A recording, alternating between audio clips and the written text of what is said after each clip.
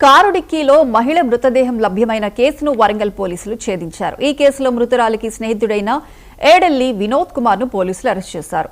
పోలీసుల విచారణలో మానసను గొంతు నులిమి హత్య చేసినట్లు నిందితుడు అంగీకరించినట్లు వెల్లడించారు. మృతురాలి తండ్రి సూచనల మేరకే హత్య చేసినట్లు నిందితుడు చెప్పినట్లు పోలీసులు తెలిపారు. ఈ నెల 21న ఎల్కతుర్తిలో కారులో మహిళ మృతదేహాన్ని గుర్తించిన పోలీసులు 3 ప్రత్యేక బృందాలతో దర్యాప్తు చేపట్టి 2 రోజుల్లోనే నిందితుడిని అదుపులోకి తీసుకున్నారు. కేసులో నిందితుడిని కోర్టులో హాజరుపరచనున్నట్లు పోలీసులు తెలిపారు.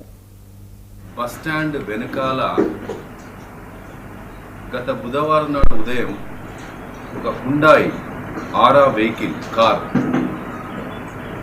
ఎవరో గుర్తెలిని వ్యక్తులు అక్కడ పెట్టేసి వెళ్ళారని, అది అక్కడే 2 రోజులకెళ్ళి ఉంటుందని చెప్పేసి శుక్రవారం నాడు ఉదయం స్థానికులందరూ వాసన వస్తుంది ఆ కారులోకి వెళ్ళి, ఏదో దుర్వాసన వస్తుందని చెప్పేసి ఒకరికొకరు అనుకుంటుంటే వెంటనే గ్రామ కార్యదర్శి తాను స్పందించి వెళ్ళి చూసి వెంటనే పోలీస్కి ఏంటా అని చెప్పి చూసేసరికి ఆ డిక్కీ ఓపెన్ చేసి చూసేసరికి కార్ డిక్కీ ఓపెన్ చేసేసరికి ఒక బెడ్షీట్